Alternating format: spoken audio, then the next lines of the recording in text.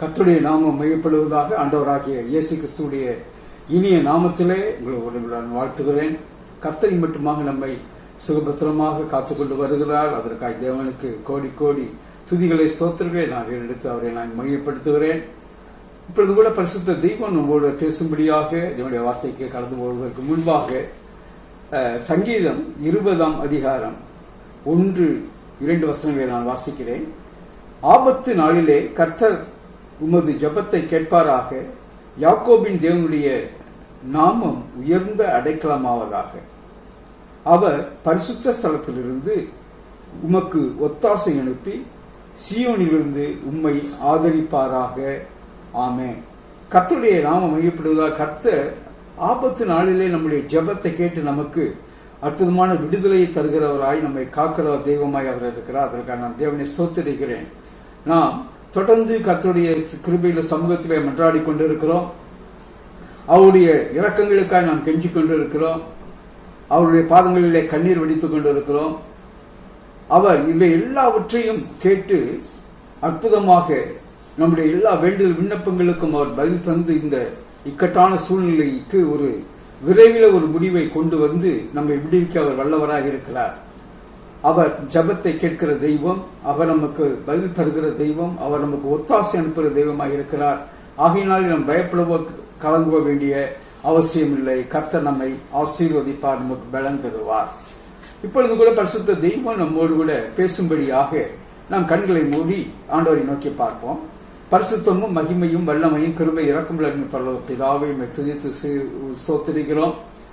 தேவனுடைய கிருபையுள்ள வார்த்தை மூலம் எங்களோடு இடைப்படுவீராக. உங்களுடைய பரலோக மன்னாவிலே நீங்கள் போஷிக்க வேண்டுமா ஜெபிக்கிற ஆண்டவரே, உங்களுடைய வார்த்தைகள் எல்லாம் இருதயத்தில் எழுதுங்க. நாங்கள் பரிசுத்தப்பட ஆயத்தப்பட ஆசீர்வதிக்கப்பட உதவி செய்வீராக. 100 மடங்காய் நாங்கள் பலம் தர கிருபை தர வேண்டுமா ஜெபிக்கிறோம். ஐயா இயேசுராஜாவின் ஈடு இணையற்ற இன்ப நாமத்தில் ஜெபிக்கிறோம் எங்கள் ஜீவனில் நல்ல தகப்பனே. ஆமென், ஆமென். இந்த நாளிலும் கூட இனி காலம் செல்லாது என்கிற ஒரு தலைப்பில் சத்தியத்தை தியானிக்க கர்த்தர் நமக்கு உதவி செய்வாராக. வெளிப்படுத்தின விசேஷம் 10ஆம் அதிகாரம் 6ஆம் வசனம், இனி காலம் செல்லாது, ஆனாலும் தேவன் தம்முடைய ஊழியக்காரராகிய தீர்க்கதரிசிகளுக்கு சுவிசேஷமாய் அறிவித்தபடி 7ஆம் தூதனுடைய சத்தத்தின் நாட்களிலே அவன் எக்காலம் ஊதப்போகிற போது தேவ ரகசியம் நிறைவேறும் என்று சொல்லி எழுதப்பட்டிருக்கிறது. இனி காலம் செல்லாது என்று சொல்கிற பொழுது இந்த வசனம் 2000 ஆண்டுகளுக்கு முன்பாக எழுதப்பட்டது. நாம் அல்லது ஜனங்கள் பொதுவாக நினைத்துக் கொண்டிருக்கிறார்கள், இந்த கிறிஸ்தவர்கள் எப்பொழுதும் இப்படித்தான் சொல்லிக்கொண்டே இருப்பார்கள் என்று சொல்லி. எனக்கு அருமையானவர்களே, இனி காலம் செல்லாது என்கிற இந்த ஒரு வார்த்தை இப்பொழுது அது ஜீவன் பெறுவதற்கு அல்லது அது உயிர் பெறுவதற்கு அநேக காரியங்கள் நடந்து கொண்டிருக்கிறது, அநேக காரியங்கள் உண்மையாக இருக்கிறது என்பதை நாம் கவனித்து உற்று நோக்க வேண்டும். ஏனென்று சொன்னால் இது ஒரு எச்சரிக்கையின் சத்தமாய் அது இருக்கிறது. இதற்கு காரணம் என்ன என்று சொல்லி பார்ப்போம் என்று சொன்னால், வெளிப்படுத்தின விசேஷம் 6ஆம் அதிகாரத்திலிருந்து 6ஆம் அதிகாரத்தில் அந்த முத்திரைகளை உடைக்கிறதை பற்றியான காரியங்கள் எழுதப்பட்டிருக்கிறது. 6ஆம் அதிகாரம் 3-4 வசனங்களிலே அவர் 2ஆம் முத்திரையை உடைத்த போது 2ஆம் ஜீவனானது நீ வந்து பார் என்று சொல்ல கேட்டேன். அப்பொழுது சிவப்பான வேறொரு குதிரை புறப்பட்டது.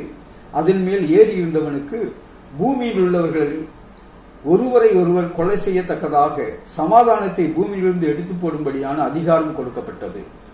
ஒரு பெரிய பட்டயமும் அவனுக்கு கொடுக்கப்பட்டது என்று எழுதியிருக்கிறது. அங்கு முக்கியமாக நான் சொல்ல வேண்டிய வார்த்தை என்ன சொன்னால், பூமியில் உள்ளவர்கள். இங்கு அந்த பூமியில உள்ள எல்லாரையும் அது உள்ளடக்கியதாக சொல்லப்பட்டிருக்கிற ஒரு காரியமாக இருக்கிறது. அதே போல 6ஆம் அதிகாரம் 5-6 வசனங்களிலே அவர் 3ஆம் முத்திரை உடைத்தார். அப்பொழுது கொடிய பஞ்சம் உண்டாகிறதை குறித்து அங்கு எழுதியிருக்கிறது. அதே போல 6 அதிகாரம் 7-8 வசனங்களிலே அவர் 4ஆம் முத்திரை உடைத்த போது 4ஆம் ஜீவனானது நீ வந்து பார் என்று சொல்லும் சத்தத்தை கேட்டேன். நான் பார்த்தபோது இதோ மங்கின நிறமுள்ள ஒரு குதிரையை கண்டேன். அதன் மேல் ஏறி இருந்தவனுக்கு மரணம் என்று பெயர். பாதாளம் அவன் பின் சென்றது. பட்டயத்தினாலும் பஞ்சத்தினாலும் சாவினாலும் பூமியின் துஷ்ட மிருகங்களினாலும் பூமியின் காற்பங்கில் உள்ளவர்களை கொலை செய்யும்படியான அதிகாரம் அவைகளுக்கு கொடுக்கப்பட்டது. எனக்கு அருமையானவர்களே, நாம் இந்த வசனங்களிலே நாம் பார்க்கிற எல்லாவற்றிலும் பூமி பூமி பூமி என்று அங்கு சொல்லப்பட்டிருக்கிறது. இவ்வளவு நாட்களிலே யுத்தங்கள் நடந்தது, அநேக பஞ்சங்கள் இருந்தது, கொடிய நோய் கொள்ளை நோய்கள் இருந்தது. ஆனால் இங்கே சொல்லப்பட்டிருக்கிறதை போல அந்த பூமி பூமி பூமி என்று சொல்லும்படியாக முழு பூமியையும் முழு உலகத்தையும் அது உள்ளடக்கியதாக நடந்ததாக எங்குமே இல்லை. இப்பொழுது இது நடக்கிறது. ஆகையினால்தான் இனி காலம் செல்லாது என்று சொல்லுகிற போது இதை இந்த மாதிரி இந்த பூமி முழுவதற்கையும் உள்ளடக்கியதான ஒரு சில காரியங்கள் இப்பொழுது நடக்கிறதை நாம் பார்க்கிற பொழுது இந்த மெய்யாகவே காலத்தின் கடைசியிலே நாம் வந்திருக்கிறோம் என்பதை நாம் புரிந்து கொள்ளக்கூடிய ஒரு அவசியம் இருக்கிறது. எனக்கு அருமையானவர்களே, இதை நாம் சற்று நாம் சிந்தித்து பார்க்க வேண்டும். அங்கு வெளிப்படுத்தின விசேஷத்தில் நாம் பார்க்கிற பொழுது அந்த கடைசி காலங்களை பற்றி சொல்ல பொழுது அநேக காரியங்களை கர்த்தர் பேசுகிறார். அதுல அரசாங்கமும் ஆளுகையும் என்ன ஆக போகிறது, பொருளாதாரம் என்ன ஆக போகிறது, மதம் என்ன ஆக போகிறது, உலக ஐஸ்வர்யங்கள் என்ன ஆக போகிறது என்று சொல்லி இவைகளை குறித்து கர்த்தர் எழுதுகிறார். அப்போ இவைகள் எல்லாம் அங்கு நம்ம பார்க்கிற பொழுது ஒரு உலகளாவிய ஒரு மாற்றங்களை அங்கு கொண்டு வருவதாக அவைகள் சொல்லுகிறது. ஆகையினால் எனக்கு அருமையானவர்களே, இப்பொழுது நடந்து கொண்டிருக்கிற ஒரு காரியங்களை நாம் பார்க்கிற பொழுது இவைகள் ஏதோ ஒரு குறிப்பிட்ட நாட்டிற்கோ தேசத்திற்கோ ஒரு பகுதியான உலகத்திற்கோ இல்லாதபடிக்கு இது உலகம் முழுவதையும் அது உள்ளடக்கியதாக அது இருக்கிறபடினாலே இந்த கொரோனா நோய் உலகம் முழுவதையும் ஒரு ஸ்தம்பிக்க வைத்து விட்டது. அரசாங்கமும் ஆளுகைகளும் உலகம் முழுவதிலும் ஸ்தம்பித்து கிடக்கிறது. அதே போல உலகம் முழுவதிலும் பொருளாதாரம் மந்த நிலையிலே ஸ்தம்பித்து கிடக்கிறது.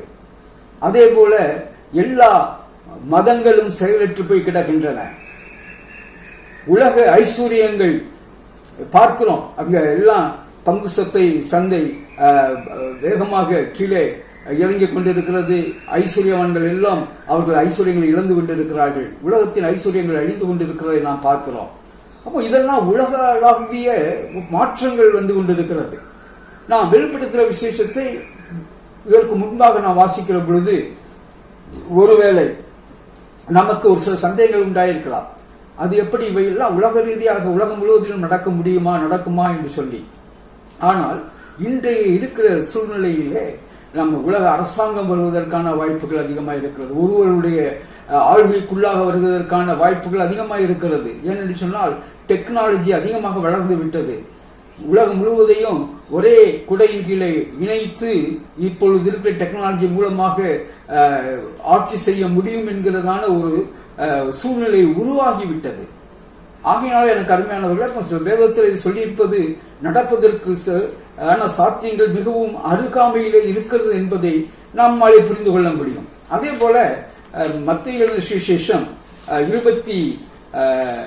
24ஆம் அதிகாரத்தில் ஆண்டவராகிய இயேசு உலகத்தின் முடிவை பற்றி பேசுகிறார். அப்பொழுது அவர் சொல்லுகிறார் 24ஆம் வசனத்துல, யுத்தங்களையும் செய்திகளையும் கேள்விப்படுவீர்கள், கலங்காதபடி எச்சரிக்கையாயிருங்கள். இவைகளை எல்லாம் சம்பவிக்க வேண்டியது, ஆனாலும் முடிவு உடனே வராது. இப்போ இந்த ரெண்டு காரியம். அப்போ யுத்தம் செய்தியும் கேள்விப்படுவீர்கள் என்று ஆண்டவராகிய இயேசு 2000 வருஷங்களுக்கு முன்பாக சொன்னார். அதற்கு தொடர்ந்து நம் யுத்தங்களையும் செய்தியில் கேள்விப்பட்டுக் கொண்டே இருக்கிறோம், நடந்து கொண்டே இருக்கிறது. ஆனால் எந்த ஒரு யுத்தமும் உலகத்தை முடிவுக்கு கொண்டு வருகிற அளவுக்கு எந்த யுத்தமும் நடக்கல. அந்த அளவுக்கு உலகம் ஆயத்தமாக இல்லை.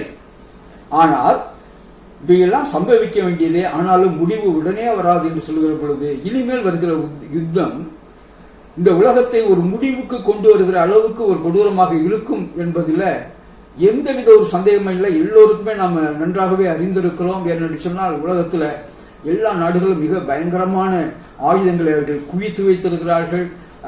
அந்த உலகத்தை பல மடங்கு அழிக்கக்கூடிய சக்திகளை அவர்கள் குவித்து வைத்திருக்கிறார்கள். ஆகையினாலே அருமையானவர்களே, இது நடப்பதற்கு, அது உடனே முடிவு வரக்கூடிய யுத்தம் வருவதற்கு ஆகிய வாய்ப்புகள் எல்லாம் நெருங்கி வந்து விட்டது என்று சொல்வதை என்று நாம் நம்மாலே பார்க்க முடியும். அதே போல தெசலோனிக்கேயர் 1 தெசலோனிக்கேயர் 5ஆம் அதிகாரம் 3ஆம் வசனத்தில் ஆண்டவர் சொல்லுகிறார், சமாதானமும் சௌக்கியமும் உண்டென்று அவர்கள் சொல்லும் போது கர்ப்பவதியானவளுக்கு வேதனை வருகிறது போல அழிவு சடுதியாய் அவர்கள் மேல் வரும், அவர்கள் தப்பி போவதில்லை. எனக்கு அருமையானவர்களே, அப்ப அழிவு சடுதியாய் வரும். இதற்கு முன்பாக எப்பொழுதும் ஒரு அழிவு சடுதியாய் வரக்கூடிய ஒரு சூழ்நிலைகள் உருவாகவில்லை. இப்பொழுதோ அழிவு சடுதியாய் வரத்தக்கதான ஒரு சூழ்நிலை உருவாகி இருக்கிறது. அதை நாம் நிச்சயமாக மறந்து போகக்கூடாது, நம்ம நினைவில் வைத்துக் கொள்ள வேண்டும். ஏனென்று சொன்னால் இந்த காலத்தினுடைய காரியங்களை நாம் நிதானிக்கிற பொழுது இவையெல்லாம் எவ்வளவு சமீபமாக இருக்கிறது என்பதை நம்மாலே புரிந்து கொள்ள முடியும். அரசாங்க மாளுகை எல்லாம் ஆட்டம் கண்டு விட்டது, பொருளாதாரம் மிகுந்த மந்த நிலைக்கு போய்விட்டது, மதங்கள் எல்லாம் பாதிக்கப்பட்டு விட்டன, உலக ஐஸ்வர்யங்கள் எல்லாம் அழிந்து கொண்டிருக்கிறது. மதங்கள் என்று சொல்லுகிற பொழுது அது நம்மை அது அதற்குள் உட்படுத்தாது. ஏனென்று சொன்னால் நாம் மதத்தை சார்ந்தவர்கள் அல்ல, நாம் இறைவனை சார்ந்தவர்களாக இருக்கிறோம். ஆலயங்கள் பூட்டப்பட்டு இருக்கலாம், ஆனால் நாம் ஜீவனுள்ள ஆலயமாக நாம் ஜீவித்துக் கொண்டிருக்கிறோம். ஒரு தேவனுடைய பிள்ளை ஜீவனோடு இருக்கிற வரைக்கும் தேவனுடைய ஆலயம் பூட்டப்படுவது இல்லை. அது எனக்குள்ளாகவும் உங்களுக்குள்ளாகவும் அந்த ஆலயம் எப்பொழுதும் திறந்தே இருக்கிறது. அங்கு எப்பொழுதும் தேவனுடைய நாமத்திற்கு மகிமையான காரியங்கள், மகிமையான ஆராதனை நடந்து கொண்டே இருக்கிறது, துதி ஸ்தோத்திரங்கள் நடந்து கொண்டே இருக்கிறது. ஏனென்று சொன்னால் நீங்களே ஜீவனுள்ள தேவனுடைய ஆலயம் என்று சொல்லி நாம் அறிந்திருக்கிறோம். நாமே தேவனுடைய ஆலயமாய் இருக்கிறோம். ஆகையினாலே மற்ற மதங்களை போலல்ல, நாமே தேவனுடைய ஆலயமாய் இருக்கிறோம். அது என்றென்றும் ஜீவனுள்ளதாய், அது என்று ஒருவதும் பூட்டப்படாததாய் அது இருக்கிறது. கர்த்தருக்கு மகிமை உண்டாக, கர்த்தருக்கு ஸ்தோத்திரம். அந்த எந்த ஒரு சூழ்நிலைகள் எப்படி வந்தாலும் அது தேவனுடைய பிள்ளைகளை தேவன் காக்க அவர் வல்லவராய் இருக்கிறார். தேவன் காக்க வல்லவராய் இருக்கிறார் என்பதில் எந்த ஒரு சந்தேகமும் இல்லை. அதைத்தான் நம்ம வெளிப்படுத்தின விசேஷம் 3ஆம் அதிகாரம் 10ஆம் வசனத்தில் விதமாய் வாசிக்கிறோம். என் பொறுமையை குறித்து சொல்லிய வசனத்தை நீ காத்து கொண்டபடியினால் பூமியில் குடியிருக்கிறவர்களை சோதிக்கும்படியாக பூச்சக்கரத்தின் மேலெங்கும் வரப்போகிற சோதனை காலத்திற்கு தப்பும்படி நானும் உன்னை காப்பேன். இதோ சீக்கிரமாய் வருகிறேன். ஒருவனும் உன் கிரீடத்தை எடுத்துக் கொள்ளாதபடிக்கு உனக்குள்ளதை பற்றி கொண்டிரு என்று சொல்லி கர்த்தரங்க சொல்லுகிறதை பார்க்கிறோம். அப்போ நாம் தேவனுடைய வார்த்தையை காத்து கொண்டது நிமித்தமாக பூமியில் குடியிருக்கிறவர்களுக்கு சோதிக்கப்படும்படியாக இந்த பூச்சக்கரத்தில் எங்கும் பூமி எங்கு வரப்போகிற சோதனை காலத்துக்கு தப்பும்படி நம்மை கர்த்தர் காப்பார் என்று சொல்லி நமக்கு வாக்கு பண்ணியிருக்கிறார். அப்போ நம்முடைய வேலை என்ன? அவருடைய பொறுமையை குறித்து சொல்லிய வசனத்தை நாம் காத்துக்கொள்ள வேண்டும். அதுதான் நாம் செய்ய வேண்டிய காரியமாக இருக்கிறது. கர்த்தருக்கு மகிமை உண்டாவதாக, கர்த்தருக்கு ஸ்தோத்திரம். இப்பொழுது இவ்விதமாக ஒரு பாதையில நாம் கடந்து சென்று கொண்டிருக்கிற பொழுது இது உலகத்தாருக்கு எப்படி இருக்கிறது என்று சொல்லி நாம் பார்ப்போம். உலகத்தாருக்கு அது வித்தியாசமாகவும் தேவனுடைய பிள்ளைகளுக்கு அது வித்தியாசமாகவும் நிச்சயமாகவே இருக்கிறது. எனக்கு அருமையானவர்களே, இது பயங்கரத்தின் காலமா அல்லது இக்கட்டின் காலமா என்று சொல்லி கலங்க வேண்டிய ஒரு அவசியம் தேவனுடைய பிள்ளைகளுக்கு இல்லை. என்னுடைய பார்வையிலே இது ஒரு பயங்கரமான காலமாகவோ அல்லது ஒரு இக்கட்டின் காலமாகவோ எனக்கு தெரியவில்லை. ஏன் என்று சொன்னால் இதை நான் கர்த்தருடைய கிருபையின் காலம் என்று சொல்லி நான் சிந்திக்கிறேன். அது எப்படி ஒரு கிருபையின் காலமாக இது இருக்கும்? நாம் முதலே பார்த்தது போல காலம் சமீபமாய் இருக்கிறது என்கிறது ஒரு உண்மை. இந்த உண்மையை ஜனங்கள் புரிந்து அறிந்து கொள்ளாமல் இருக்கிறார்கள். ஆனால் இவ்விதமாக நடக்கிற காரியங்கள் தேவனுடைய பிள்ளைகளுக்கு ஒரு தெளிவான ஒரு எச்சரிக்கையை கொடுக்கிறது. ஆகையினால்தான் தேவன் நமக்கு ஒரு கிருபையாக நம்மை ஆயத்தப்படுத்தும்படியாக கொடுக்கப்பட்டிருக்கிற ஒரு காலமாக நான் நினைக்கிறேன். ஒரு சில காரியங்களை நம்ம பார்க்கலாம். மத்தேயு எழுதின சுவிசேஷம் 24:37 ஆண்டவர் இயேசு விதமாய் சொல்லுகிறார், நோவாவின் காலத்தில் எப்படி நடந்ததோ அப்படியே மனுஷகுமாரன் வரும் காலத்திலும் நடக்கும். எப்படி எனில் ஜலப்பிரளயத்துக்கு முன்னான காலத்திலே நோவா பேழைக்குள் பிரவேசிக்கும் நாள் வரைக்கும் ஜனங்கள் புசித்தும் குடித்தும் பெண் கொடுத்தும் ஜலப்பிரளயம் வந்து அனைவரையும் வாரிக்கொண்டு போக மட்டும் உணராது இருந்தார்கள். அப்படியே மனுஷகுமாரன் வரும் காலத்திலும் நடக்கும்.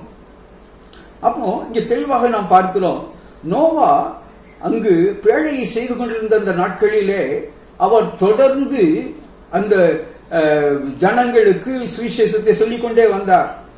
ஜனங்களே, நீங்கள் மனம் திரும்புங்கள், உங்களுடைய தீய வழிகளை விட்டு மனம் திரும்புங்கள் என்று சொன்னால் நீங்கள் பிழைப்பீர்கள், அல்லது கர்த்தர் ஜல பிரளயத்தின் மூலமாக இந்த பூமியை அழிக்கப் போகிறார், அதற்காகத்தான் நான் பேழை உண்டு பண்ணி கொண்டிருக்கிறேன் என்று சொல்லி அங்கு ஒரு சுவிசேஷத்தை அவன் செய்து கொண்டே இருந்தால் எல்லோரும் என்ன செய்தார்கள்? அதை அவனை விசுவாசிக்கவில்லை. எல்லோரும் எள்ளி நகையாடினார்கள். எனக்கு அருமையானவர்களே, ஒரே காலகட்டம் தான் அது. தேவனுடைய மனிதனுக்கு அது ஒரு நோவாவுக்கு ஒரு எச்சரிப்பாகவும் அது ஆயத்தமாகிற ஒரு காலமாக இருந்தது. அது அவனுக்கு ஒரு கிருபையின் காலமாக இருந்தது. ஆனால் மற்றவர்களோ அதை அலட்சியம் பண்ணக்கூடிய ஒரு காலமாக அது இருந்தது. அப்போ தேவனுடைய பிள்ளைகள், அந்த உணர்வு உள்ளவர்கள், இங்க அதைத்தான் போட்டிருக்காங்க, அனைவரையும் வாரிக்கொண்டு போக மட்டும் உணராதிருந்தார்கள். அப்ப அந்த உணர்வு என்பது இல்லாதபடிக்கு இயல்பான வாழ்க்கை, ஜனங்கள் புசித்தும் குடித்தும் பெண் கொடுத்தும் இப்ப இயல்பான ஒரு வாழ்க்கை வாழ்ந்து கொண்டிருந்தார்கள். இப்ப ஆண்டவர் அவ்விதமாக ஒரு இயல்பான காரியத்தை இந்த கடைசி நாட்கள்ல கடந்து போக பண்ணாமல் இன்னைக்கு இந்த கொரோனா மூலமாக உலகத்தை அசைத்துக் கொண்டிருக்கிறார். அப்படி என்று சொன்னால் இது எவ்வளவு ஒரு நன்மையான ஒரு காரியமாக இருக்கிறது. மனிதன் தன்னை குறித்து சிந்திப்பதற்கான ஒரு சூழ்நிலையை எவ்வளவு அற்புதமாக அவர் உண்டாக்கி கொடுத்திருக்கிறார். எந்த ஒரு நாட்டினுடைய படைபலமோ பணபலமோ இல்லது நான் தான் சூப்பர் பவர் என்று சொல்வதோ, அல்லது நாங்க தான் மெடிக்கல்ல ரிசர்ச்ல நாங்க தான் அட்வான்ஸ் சொல்றதோ, அல்லது வானவெளி ஆராய்ச்சிகள்ல நாங்க தான் ரொம்ப அட்வான்ஸா இருக்கோம் சொல்றதோ, எந்த ஒரு காரியமாக இருந்தாலும் சரி அது இந்த காலங்களிலே ஒன்றுக்கும் உதவாது என்பதை கர்த்தர் நிரூபித்துக் கொண்டிருக்கிறார். இது எதற்காக என்று சொன்னால், மனிதன் தன்னை யார் என்று அறியும்படியாக கர்த்தர் மனிதனுக்கு இரக்கம் பாராட்டி இருக்கிறார் என்று சொன்னால் நாம் சொல்ல வேண்டாம். இந்த ஒரு அற்புதமான தருணத்தை தேவன் இரக்கமாக கிருபையாக நம்மை நாம் நிதானித்து அறியும்படியாக, உலகம் தன்னை நிதானித்து அறியும்படியாக வரப்போகிற ஒரு பெரிய முடிவை அவர் சந்திப்பதற்கு ஆயத்தமாக தக்கதாக இதை கிருபையாய் தந்திருக்கிறார் என்றுதான் நான் இதை பார்க்கிறேன். கர்த்தருக்கு மகிமை உண்டாவதாக. ஆகையினாலே தேவனுடைய பிள்ளைகளாகிய நாம் இதை குறித்து மிகவும் உணர்வு உள்ளவர்களாக இருக்க வேண்டும் என்று சொல்லி ஆண்டவர் விரும்புகிறார். ஏதோ இந்த பூமியில இருந்தோம், வாழ்ந்தோம், சாப்பிட்டோம், போனோம், உலகத்தின் ஐஸ்வர்யங்கள் அல்லது உலகத்தின் சந்தோஷங்கள்ல திளைத்திருந்தோம் என்று சொல்லி இருப்பதற்கான காலம் இதுவல்ல. 1 கொரிந்தியர் 10:5 விதமாய் பேச ஆண்டவர் சொல்லுகிறார், அப்படி இருந்தும் அவர்களில் அதிகமான பேர்களிடத்தில் தேவன் பிரியமாய் இருந்ததில்லை, ஆதலால் வனாந்தரத்திலே அவர்கள் அழிக்கப்பட்டார்கள். இந்த இடத்துல நம்ம பார்க்கிறோம், எப்படி எகிப்தில் இருந்து ஜனங்களை கர்த்தராகிய ஆண்டவர் விடுவித்து அவர்களை கொண்டு வருகிறார்.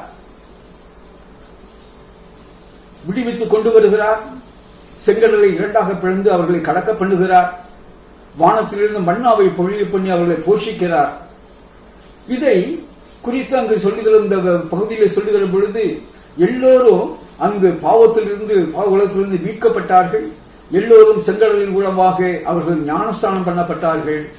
ஒரே கண்மலையினுடைய தண்ணீரை குடித்தார்கள்.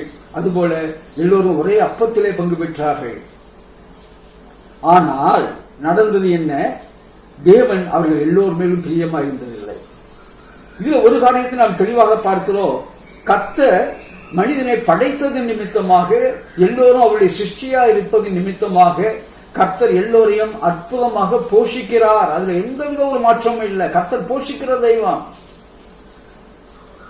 நான் சாப்பிடுறேன், சந்தோஷமா இருக்கிறேன், எனக்கு எல்லா ஐஸ்வர்யம் இருக்கு என்பதற்காக கர்த்தர் நம்மிடத்துல பிரியமா இருக்கிறார் என்பது அர்த்தம் அல்ல. அநேக தேவனுடைய பிள்ளைகள் என்று சொல்லிக் கொள்கிறவர்கள் இந்த உலகத்தின் ஐஸ்வர்யங்களை பார்த்து அந்த உலகத்தின் ஐஸ்வர்யங்களை தொலைத்து, இது என்னுடைய கர்த்தருடைய ஆசீர்வாதம், நான் கர்த்தரால் ஆசீர்வதிக்கப்பட்டிருக்கிறேன், கர்த்தர் என் மேல் பிரியமா இருக்கிறதுனால ஆசீர்வதித்திருக்கிறார் என்று சொல்லி தவறாக நினைத்துக் கொள்கிறார்கள். இங்கு தெளிவாக வேதம் சொல்லுகிறது, அவர்கள் அதிகமான பேர்களுக்கு தேவன் பிரியமா இருந்ததில்லை. எல்லாம் ப்ரொவைட் பண்ணார், எல்லாமே கொடுத்தார், வீட்டுக்கு கொண்டு வந்தார். இருந்தாலும் அவங்கள்ட்ட பிரியமா இல்லை. ஏன் என்று சொன்னால் அங்க கீழே பார்க்கிறோம், அங்க கீழே கொடுக்கப்பட்டிருக்க காரணம் இதைத்தான் நம்ம இந்த நாளில் முக்கியமாக நாம் முக்கியப்படுத்தி தியானிக்க வேண்டும். 6ஆம் வசனம் சொல்லுது, அவர்கள் இச்சித்தது போல நாமும் பொல்லாங்கானவைகளை இச்சியாதபடிக்கு இவைகள் நமக்கு திருஷ்டாந்தங்களாக இருக்கிறது. இவைகளை முன்னறிவித்து இருக்கிறார். அவர்கள் பொல்லாங்கானவைகளை இச்சித்தார்கள். அவர்கள் இச்சைகள், அவர்கள் தேவனுடைய ப்ரொவிஷன்ல, தேவன் தன்னோடு இருந்த பிரசன்னமா இருந்ததுல அதுல சந்தோஷப்படல. அவங்க அற்புதமாக போஷித்தார், எல்லாம் அற்புதமாக நடத்தி கொண்டிருந்தார்கள், அதுல அவங்க சந்தோஷப்படல, அவருடைய பிரசன்னத்துல சந்தோஷப்படல. அவர்கள் என்ன செய்தார்களாம்? பொல்லாங்கானவைகளை அவர்கள் இச்சித்தார்கள் என்று சில இங்கு எழுதி இருக்கிறது. எனக்கு அருமையானவர்கள், இந்த உலகத்துல ஜீவிக்கிற நாம் எப்படி இருக்க வேண்டும் என்பதை இங்கு சொல்லுகிறது. அவர்கள் பொல்லாங்கானவர்களை இச்சித்தார்கள். இச்சை, கர்த்தர் நமக்கு போதும், அவர் பிரசன்னம் நமக்கு இருக்கு, அது போதும். அவர் நமக்கு உண்ண கொடுக்கிறார், மேகஸ்தம்பமாய் அக்னி ஸ்தம்பமாய் நம்மோடு கூட அவர் இருக்கிறார், நம்மை வழி நடத்துகிறார். வஸ்திரம் பழசா போகல, காலையில புதிய மன்னாவினாலே ஒவ்வொரு நாளும் அவர் போஷிக்கிறார். இருந்தாலும் ஜனங்கள் என்ன செய்யல? இச்சித்தார்கள் என்று சில எழுதியிருக்கிறார்கள். எனக்கு அருமையானவர்களே, நாமும் கர்த்தருக்குள்ள நாம் ஒரு திருப்தியான வாழ்க்கையை, அவருக்குள்ள சந்தோஷமா, ஆண்டவரே உங்க பிரச்சனையுடைய வாழ்க்கையில இருந்தா போதும் ஆண்டவரே என்று சந்தோஷமாக வாழ நாம் கற்றுக்கொள்வோம் என்று சொன்னால் நாம் ஆசீர்வதிக்கப்பட்டவர்களாக இருப்போம். அது மாத்திரம் இல்லாம அவர்களுடைய முக்கியத்துவம் எதுவாக இருந்தது? அடுத்து 1 கொரிந்தியர் 10:7 வாசிக்கிறோம், ஜனங்கள் புசிக்கவும் குடிக்கவும் உட்கார்ந்து விளையாட எழுந்திருந்தார்கள் என்று எழுதியிருக்கிறபடி அவர்கள் சிலர் விக்கிரக ஆராதனைக்காரர் ஆனது போல நீங்களும் ஆகாதிருங்கள். அப்ப இங்கே ஒரு காரியத்தை சொல்றாரு, அவர்கள் என்ன செய்தார்கள்? புசித்தார்கள், குடித்தார்கள், விளையாட, குடிக்கும் உட்கார்ந்து விளையாட எழுந்திருந்தார்கள். அப்ப அவர்கள் விளையாட்டும் கேளிக்கையும் புசிக்கிறதும் குடிக்கிறதும் இவைகள் தான் அவர்களுடைய வாழ்க்கையினுடைய அம்சமாய் அது இருந்தது. இன்னைக்கு தேவனுடைய பிள்ளைகள் என்று சொல்லுகிற எத்தனை பேர் இவ்விதமாக வாழ்ந்து கொண்டிருக்கிறார்கள். புசிக்கணும், குடிக்கணும், உலகத்துல எல்லா விதமான சந்தோஷத்தையும் அனுபவிக்கணும், இதையே வாழ்க்கையின் மையமாக வைத்து எவ்வளவு பேர் வாழ்ந்து கொண்டிருக்கிறார்கள். அடுத்து 8ஆம் வசனம் சொல்லுது, அவர்கள் சிலர் வேசித்தனம் பண்ணி ஒரே நாளில் 23,000 பேர் விழுந்து போனார்கள். அதுபோல நாமும் வேசித்தனம் பண்ணாதிருப்போமாக. இப்பொழுது இருக்க சூழ்நிலையில கூர்ந்து கவனித்தோம் என்று சொன்னால், எந்த நாடுகளில் வேசித்தனம் பெருகி இருக்கிறதோ அங்கெல்லாம் அதிகமான மரணங்கள் ஏற்பட்டிருக்கிறதை நம்மால் பார்க்க முடிகிறது. இப்ப இவைகளை பார்க்கிற பொழுது நாமும் ஒருவேளை சிந்திக்க வேண்டியிருக்கிறது. இதெல்லாம் தேவனுடைய காரியமாகத்தான் இருக்கிறது. சிந்திப்பது மாத்திரமல்ல, நாம் எச்சரிக்கை அடைய வேண்டியதாக இது இருக்கிறது. நாம் மட்டுமல்ல, இந்த உலகமே எச்சரிக்கை அடைய வேண்டிய ஒரு காரியமாக அது இருக்கிறது. என்று சொன்னால் அவர்கள் எப்படி 23,000 விழுந்து போனார்கள் என்று எழுதியிருக்கிறது. இவ்விதமாக வேசித்தனங்களுக்கு இடம் கொடுத்த தேசங்கள் எல்லாம் அநேக உயிரிழப்புகளை கண்டு கொண்டிருக்கிறதை நாம் பார்க்கிறோம். அதே போல 1:10:9 அவர்களில் சிலர் கிறிஸ்துவை பரீட்சை பார்த்து பாம்புகள் அழிக்கப்பட்டார்கள். அதுபோல நாமும் கிறிஸ்துவை பரீட்சை பாராதிருப்போமாக. எனக்கு அருமையானவர்களே, ஆண்டவருடைய அன்பை நாம் சார்ந்து கொள்ளுவோம். அவருடைய அன்பை நாம் சந்தேகிக்க வேண்டாம். அவருடைய இரக்கங்களை சந்தேகிக்க வேண்டாம்.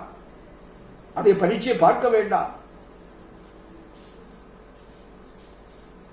10:10 சொல்லுது, அவர்களில் சிலர் முறுமுறுத்து சங்காரக்காரனாலே அழிக்கப்பட்டார்கள். அதுபோல நீங்கள் முறுமுறுக்காதிருங்கள்.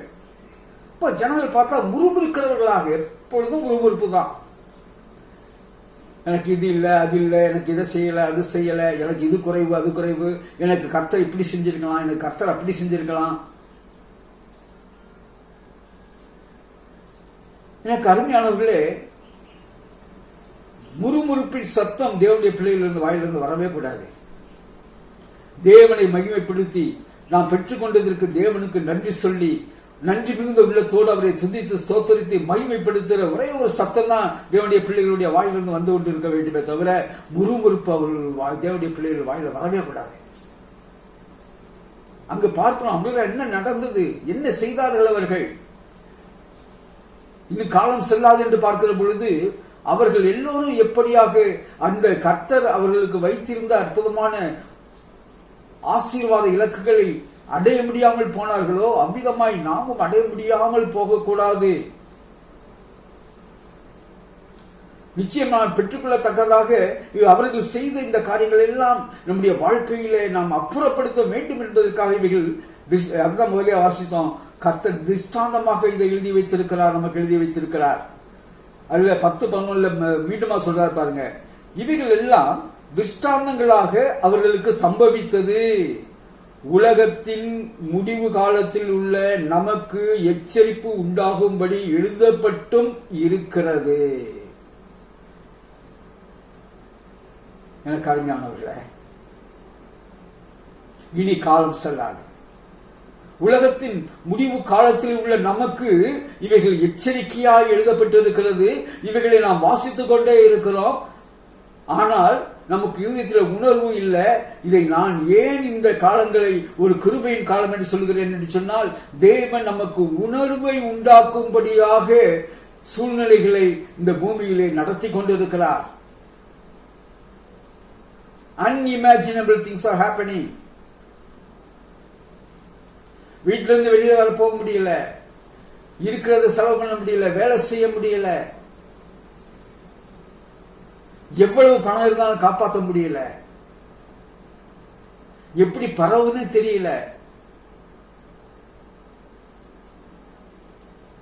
கர்த்தருடைய நாமம் மையப்படுவது. ஆகையினாலே இப்படி இருக்க தன்னை நிற்கிறவன் என்று எண்ணுகிறவன் விழாதபடிக்கு எச்சரிக்கையாக இருக்க 10:12 அருமையானவர்களே, மனுக்குளம் எந்த அளவுக்கு போயிடுச்சுன்னு சொன்னா, ஒரு பெருமையின் உச்சகட்டத்துக்கு போயிடுச்சு, மேட்டிமையின் உச்சகட்டத்துக்கு போயிடுச்சு.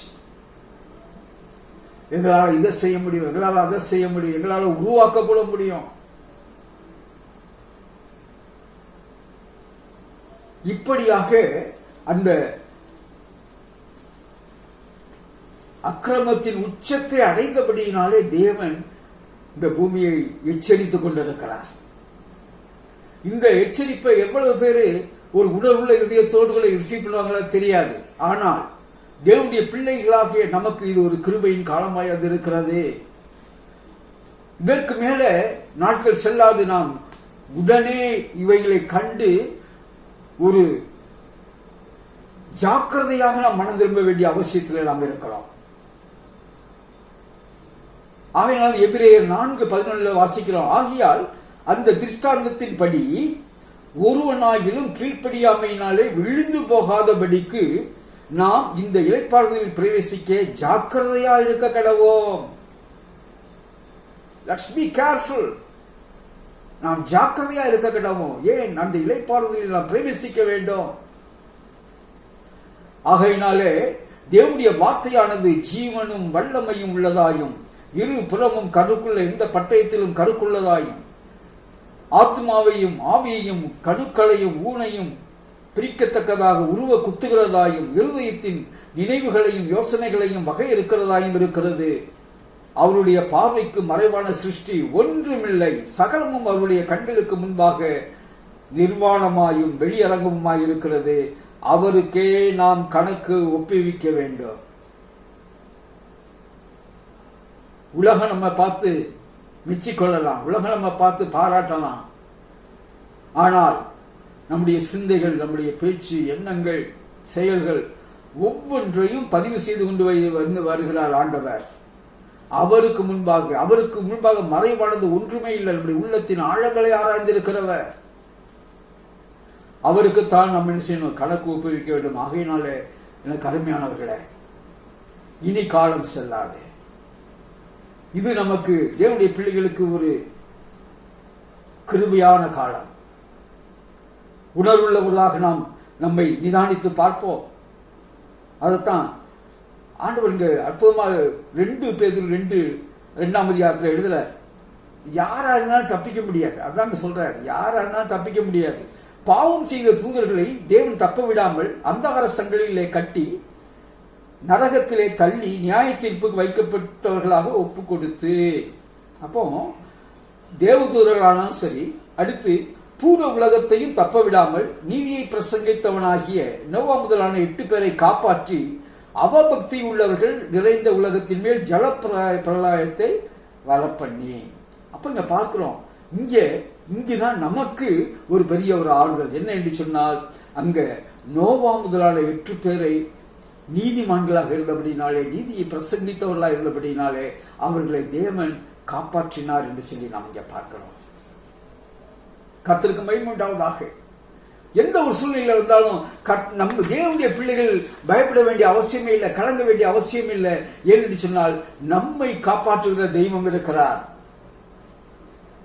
அவருடைய பிள்ளைகளை காப்பாற்றுகிற, அவருடைய பரிசுத்த இரத்தத்தாலே கல்வி சுத்திகரிக்கப்பட்டு நீதிமான்களாக்கப்பட்ட, பாவத்திற்கு விலகி தங்களை பரிசுத்தப்படுத்திக் கொள்கிறவர்கள். தொடர்ந்து வசனங்களை பார்க்கிறோம். 2 பேதுரு 2:6, 7, 8, 9 சோதோம் கொமோரா என்னும் பட்டணங்களையும் சாம்பலாக்கி கவிழ்த்து போட்டு ஆக்கினைக்குள்ளாக தீர்த்து பிற்காலத்திலே அவபக்தியாய் நடப்பவர்களுக்கு அவைகளை திருஷ்டாந்தமாக வைத்து அக்கிரமக்காரருக்குள் வாசமாயிருக்கையில் அவர்களுடைய காம விகார நடக்கையால் வருத்தப்பட்டு நாள்தோறும் அவர்களுடைய அக்கிரம கிரியைகளை கண்டு கேட்டு நீதியுள்ள தன்னுடைய இருதயத்தில் வாதிக்கப்பட்ட நீதிமானாகிய லோத்தை அவர் ரட்சித்திருக்க, கர்த்தர் தேவ பக்தி உள்ளவர்களை சோதனை நின்று ரட்சிக்கவும் அக்கிரமக்காரரை